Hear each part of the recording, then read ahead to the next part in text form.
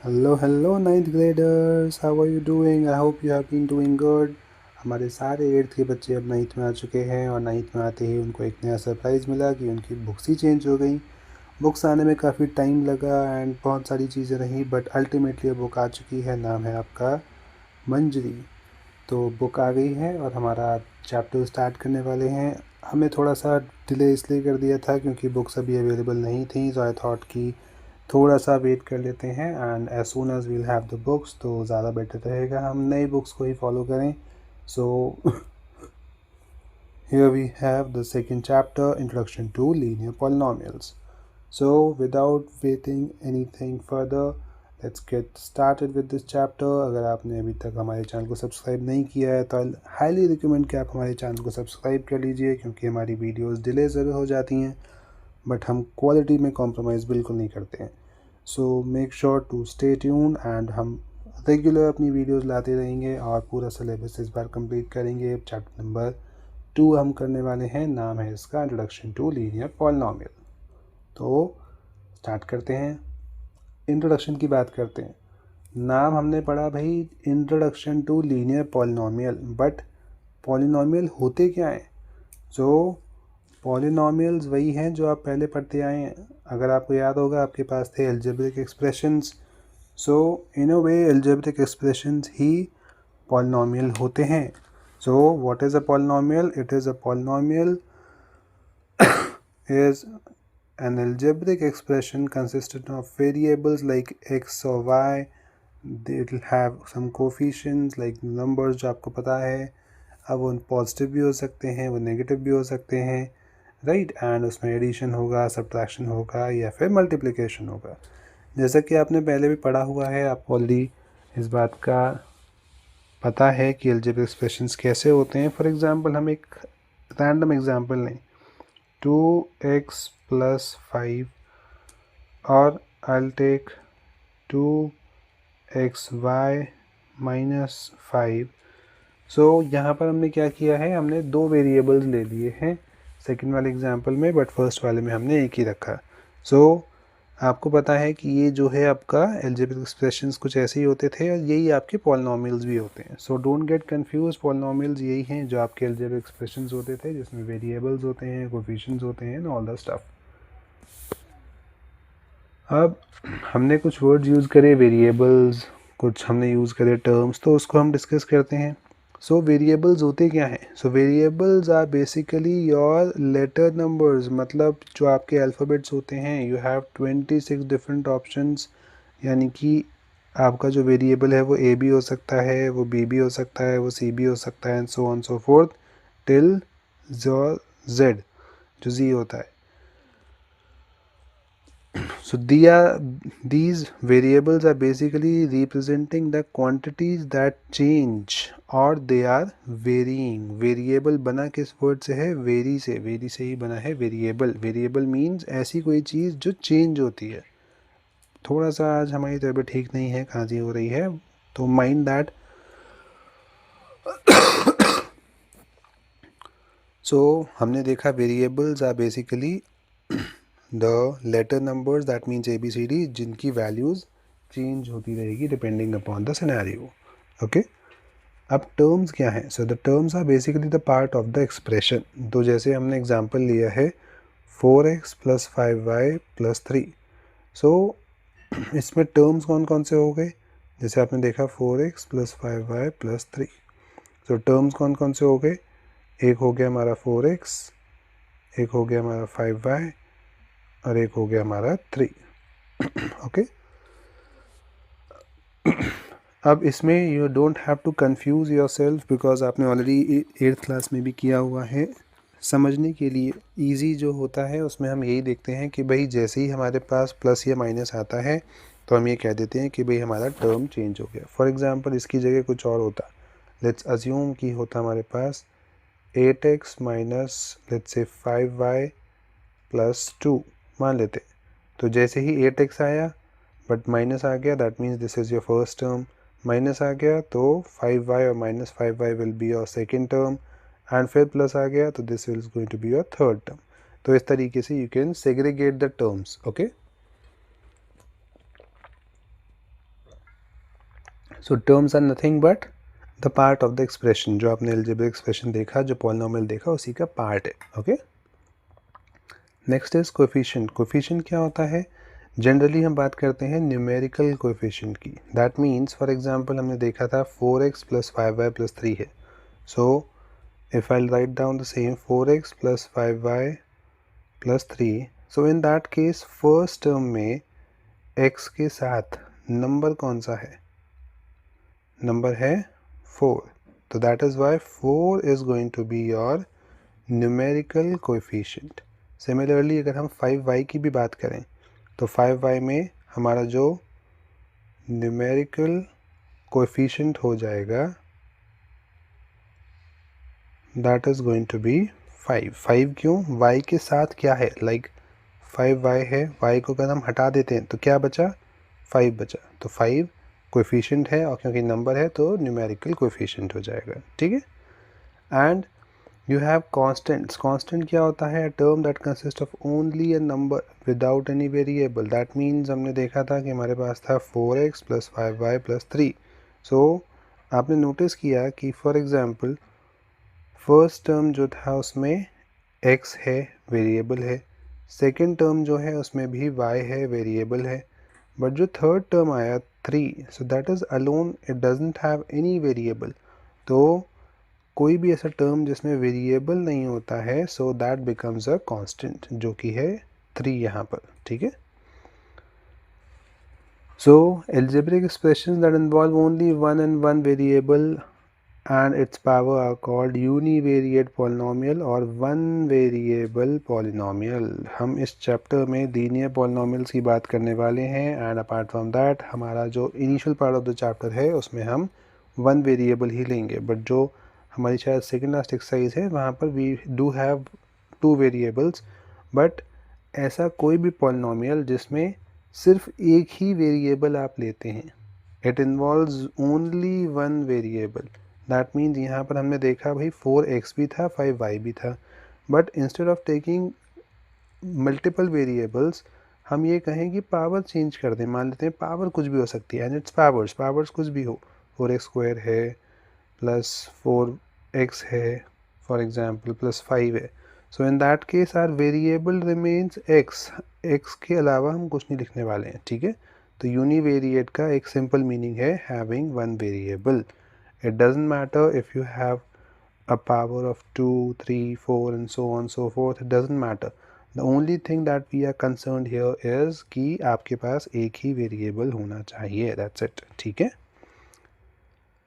And the most important thing from the exercise point of view is degree of the polynomial. Degree क्या होता है? Degree कुछ नहीं है. Degree is basically the highest power of the variable which is present in the polynomial. ठीक है. कुछ नहीं याद करना है, बस इतना याद करना है कि हाईएस्ट पावर होती है. अब हाईएस्ट पावर क्या होती है? फॉर एग्जांपल हमने कहा कि भाई 4x² + 5x - 6 है. How many terms are there? This is the first term, this is the second term, this is the third term. Right. अब इसमें x की हाईएस्ट पावर कौन सी है? यहाँ पर in a way you can write this as 6x⁻0. Right. So यहाँ पर तो पावर 0 है, यहाँ पावर इन अ वे 1 है, यहाँ पावर 2 है. तो हाईएस्ट पावर कौन सी हो गई? Highest power is 2. That is why जो आपकी डिग्री है दैट इज ऑल्सो 2. बस that's it. So it's not necessary कि हमेशा 2 ही होगा.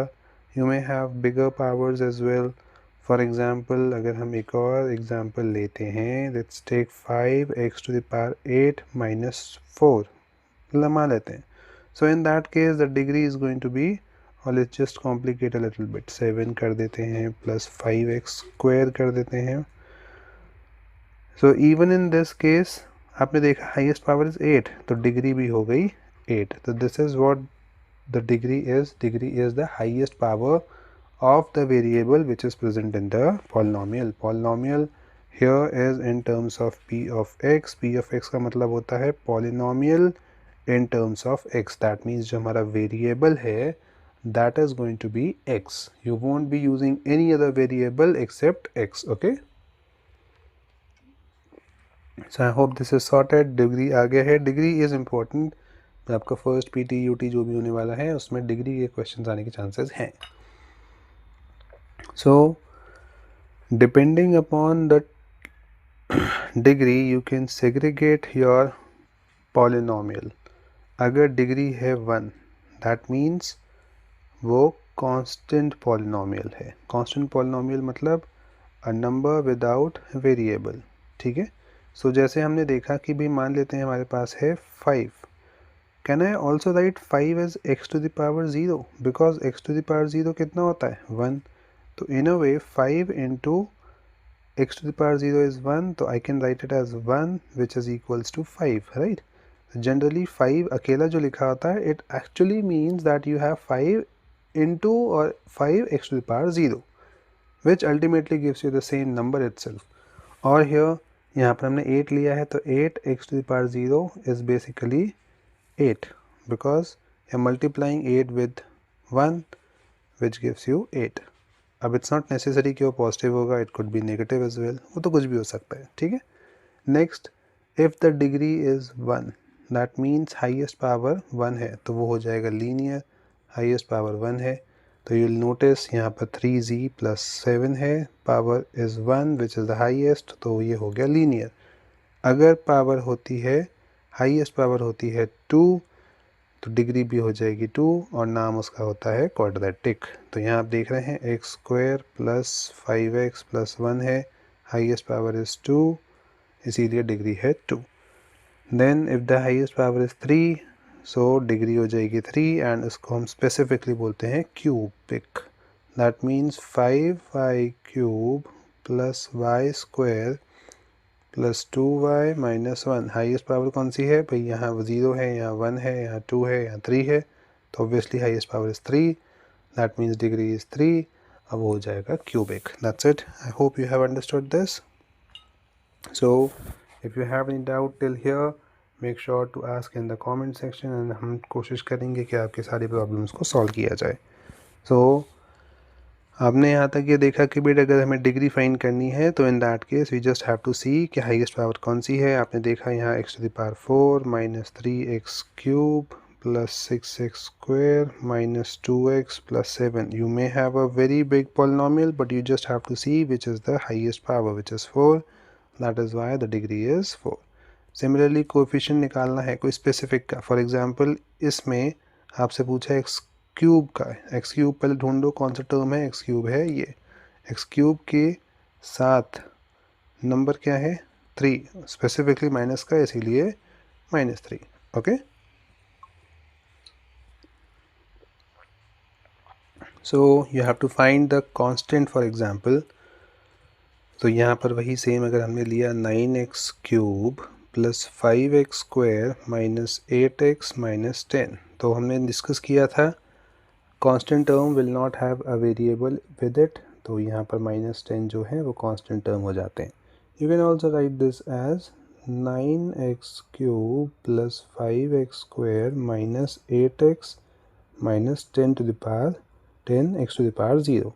And as we were discussing x to the power 0 is 1, 1 into 10 is 10. तो it will remain -10. Minus sign लगा है वैसे. ठीक है.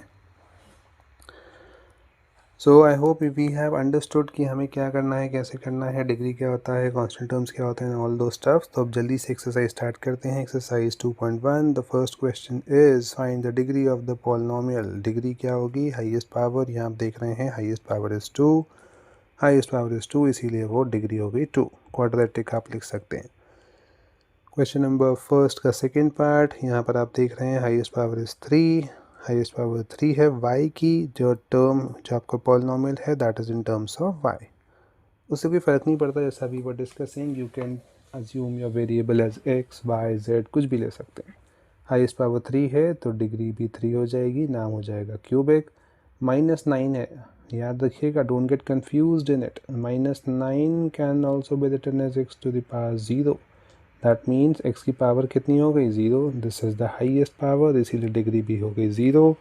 एंड स्पेसिफिकली हम नाम कहते हैं इसका constant polynomial. Okay.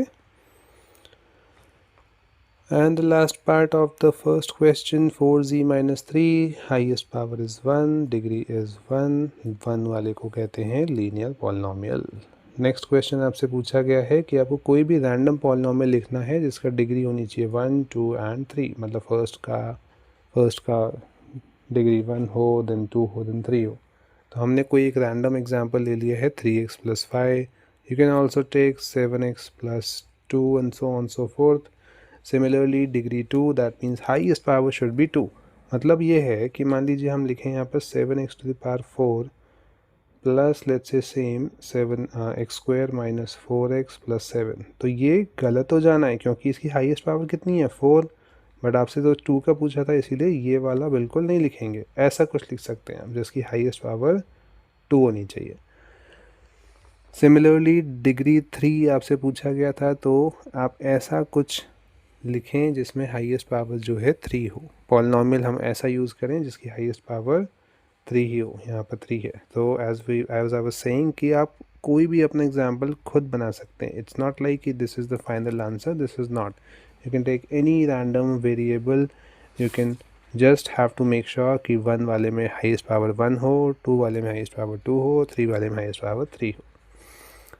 Next is what are the coefficients of x² and x³ अब जैसा वी वर डिस्कसिंग x² और x³ पूछ रहे हैं। भाई x² है कहाँ? आपका जो कोएफिशिएंट है वो आपको पहले ढूंढना पड़ेगा। तो let's write it down, x⁴ - 3x³ + 6x² - 2x + 7। सबसे पहले हम देखते हैं x² कहाँ है? इस वाले टर्म में है। तो 6x² है, तो इसका कोएफिशिएंट हो जाएगा 6। देन यू हैव x³ कहाँ पर है? x³ है आपका उससे पहले वाला। दिस टर्म कंटेन्स x³, तो आई राइट इट एज 3 - 3x³। तो इसका जो कोएफिशिएंट हो जाएगा that is going to be -3। अगर माइनस साइन होता है तो you have to make sure कि आप माइनस साइन इंक्लूड करें। माइनस साइन इंक्लूड नहीं किया इसका मतलब गड़बड़ हो सकती है, ठीक है, हाफ मार्क्स कट सकता है। सो x² वाले का जो कोएफिशिएंट है दैट इज़ 6 एंड x³ वाले का है -3। Okay, moving ahead to the next one. What is the coefficient of z or z in the polynomial this? Polynomial क्या है हमारा? 4z³ + 5z² - 11। अब प्रॉब्लम ये आई कि भाई आपसे पूछ लिया z का या z का पॉलिनोमियल का, आप बताइए कोएफिशिएंट, बट क्या यहाँ आपको z अकेला दिख रहा है? z अकेला मतलब z⁴ होना चाहिए। z तो है बट उसकी पावर 3 है, क्यूबिक है, यहाँ पर वो क्वाड्रेटिक है, बट 1 वाला नहीं है। तो can I also write this as 4z³ + 5z² + 0z - 11, 3, 2, in a way 1 and then constant term। आपसे स्पेसिफिकली z का ही पूछा था, यानी कि इस टर्म की बात हो रही है। तो हमने for the sake of writing ये लिखा है क्योंकि 0 multiplied by any number will give you 0 itself, तो इट्स गोइंग टू बी 0 0। आप प्लस माइनस करो नहीं करो सेम बात है, इसीलिए हमने इसको लिख दिया है जस्ट टू अंडरस्टैंड। एंड जो इसका कोफिशिएंट हो जाएगा that's going to be 0 because z के साथ क्या नंबर है? 0। 0 होता है आपका कोफिशिएंट यहाँ पर, ठीक है। Moving ahead to the next one, the fifth one, and most probably the last one for the exercise. What is the constant term for the polynomial 9x³ + 5x² - 8x - 10? As you can see, you have to choose the term which does not contains the variable. इसमें भी variable है, इसमें भी variable है, इसमें भी है, इसमें नहीं है, राइट।